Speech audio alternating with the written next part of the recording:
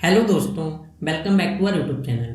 हम लोग Google sheet को सीख रहे थे जिसमें हमने फंक्शन वाला टॉपिक स्टार्ट किया था और कुछ इंपॉर्टेंट फंक्शंस जो हैं उन्हें समझ भी चुके थे।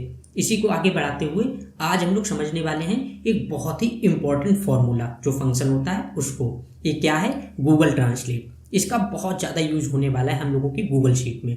कैसे क्या होता है कि कई बार होता है कि हमारे कलीग्स जो हैं उन्होंने अपनी लोकल लैंग्वेज में गूगल शीट को तैयार किया है, या हमारे कोई फ्रेंड हो गए उन्होंने अपनी लैंग्वेज में ट्रांसलेट कर लिया, या हमें उन लोगों ने जिस लैंग्वेज में तैयार किया वो लैंग्वेज हमें समझ नहीं आ रही है। तब हम लोग गूगल ट्रांसलेट के थ्रू लैंग्वेज को ट्रांसलेट कर सकते हैं। इसके लिए हमें कॉपी पेस्ट करके गूगल पर जाकर गूगल ट्रांसलेट करने की ज़रूरत नहीं है, डायरेक्ट गूगल शीट में ही कर सकते हैं। बस इसमें कुछ एरर्स आते हैं, वो क्या आते हैं मैं आपको वो बता देता हूँ। तो सबसे पहले हम लोग यहाँ पर चलते हैं और यहाँ पर आप देखेंगे मैंने कुछ कोड ले रखे हैं। आप इनका स्क्रीनशॉट भी ले सकते हैं, वरना आप गूगल जो जाएंगे गूगल पर वहाँ पर सर्च करके कोड्स निकाल भी सकते हैं। अब ये क्या है, जब हम लोग कोड यूज़ करेंगे, गूगल ट्रांसलेट यूज़ करेंगे, तब वहाँ पर एक कोड यूज़ होंगे। बहुत ज़्यादा कुछ अलग नहीं है। जैसे इंग्लिश ENGLISH होता है तो इसमें EN यूज होगा, हिंदी में HI यूज होगा, आप देख सकते हैं। उर्दू में UR यूज होगा, तेलुगु में TE, तमिल में TA।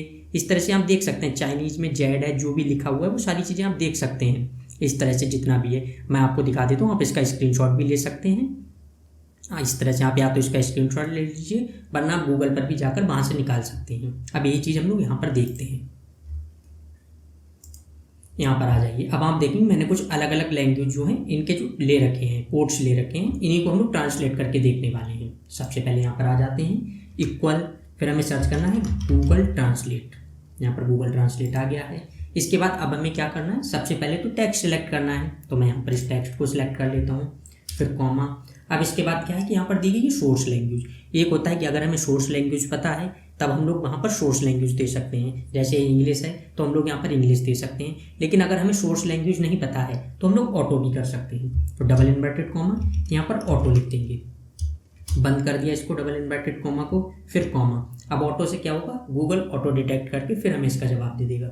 अब हमें इसको किस लैंग्वेज में चाहिए, तो मुझे हिंदी में चाहिए है। डबल इन्वर्टेड कॉमा, HI लिख देंगे हिंदी की जगह पर, फिर डबल इन्वर्टेड कॉमा और यहाँ पर ब्रैकेट बंद और एंटर कर देंगे। अब आप देखेंगे यहाँ पर इंग्लिश जो था उसका हिंदी में इसका अनुवाद जो है वो आ चुका है। इस तरह से आप देख सकते हैं ट्रांसलेट होके आ चुका है। इसके बाद ये आप आगे देखेंगे अलग अलग लैंग्वेज में भी है। लेकिन अगर हमें अब एक साथ आगे बाकी जो भी है इनका भी अगर जवाब हिंदी में ही चाहिए होता तो बस हम इसको इस तरह से ड्रैग कर देंगे। आप देख सकते हैं जितने भी थे वो सब हिंदी में ट्रांसलेट होकर आ गए हैं। लेकिन यहाँ पर आप देखेंगे वैल्यू लिख कर आया इस तरह से एरर। ये क्यों आया? क्योंकि मैंने यहाँ पर ब्लैंक छोड़ दिया था अपने आप से, जिससे आपको दिखा सकूँ। तो जब आप इस तरह से ड्रैग करें तो हर जगह पर डाटा होना जरूरी है। यहाँ पर आप फॉर्मूला देखेंगे, क्योंकि यहाँ पर हम लोगों ने कोई टेक्स्ट नहीं लिखा, यहाँ पर एरर दिख रहा है। तो अब मैं इसको डिलीट कर देता हूँ। और आप देख सकते हैं अगर हम लोगों को हिंदी में चाहिए था तो हिंदी में कर लिया। यही सेम अगर हमें इंग्लिश में चाहिए होता तो मैं आगे आपको एक बार और दिखा देता हूँ। फिर यहाँ पर आते हैं इक्वल गूगल ट्रांसलेट, फिर यहाँ पर टेक्स्ट सेलेक्ट करते हैं। अच्छा आप देखेंगे मैंने ऊपर वाला नहीं लिया क्योंकि ये इंग्लिश में ही है, तो इंग्लिश को इंग्लिश में क्या करना। फिर यहाँ पर comma, double inverted comma, auto कर देते हैं, फिर बंद। फिर यहाँ पर एक कॉमा देना है और यहाँ पर अब हम लोगों को इंग्लिश लिख देनी है। तो इंग्लिश में EN यूज होगा, तो यहाँ पर डबल इन्वर्टेड कॉमा EN लिख देंगे, फिर डबल इन्वर्टेड कॉमा से बंद। जब भी हम लोगों के टेक्स्ट लिखना है तो वो डबल इन्वर्टेड कॉमा में लिखना है। तो इसके बाद फिर क्या करना है, ब्रैकेट बंद कर देनी है और एंटर कर देते हैं। आप यहाँ पर देख सकते हैं जितना भी टेक्स्ट था वो इंग्लिश में आ चुका है। अगर मैं आपको थोड़ा सा इधर दिखाऊं, इस तरह से आप देखेंगे सारा टेक्स्ट इंग्लिश में आ चुका है। अगर इसी को हम लोग नीचे ड्रैग करेंगे तो बस इस तरह से आप देख सकते हैं बाकी का जो टेक्स्ट है वो भी इंग्लिश में आ जाएगा। बस यहाँ पर जो टेक्स्ट नहीं था इसलिए नहीं आया है। तो इस तरह से आप देख सकते हैं एक साथ हम लोगों को कितना भी टेक्स्ट है उसको गूगल ट्रांसलेट करना है तो हम लोग यहीं से कर सकते हैं। हमें इसके लिए गूगल पर जाने की ज़रूरत नहीं है। तो आज के टॉपिक को तो हम लोग यहीं पर एंड करते हैं। कल हम लोग फिर किसी नए फंक्शन के साथ मिलते हैं। Thank you.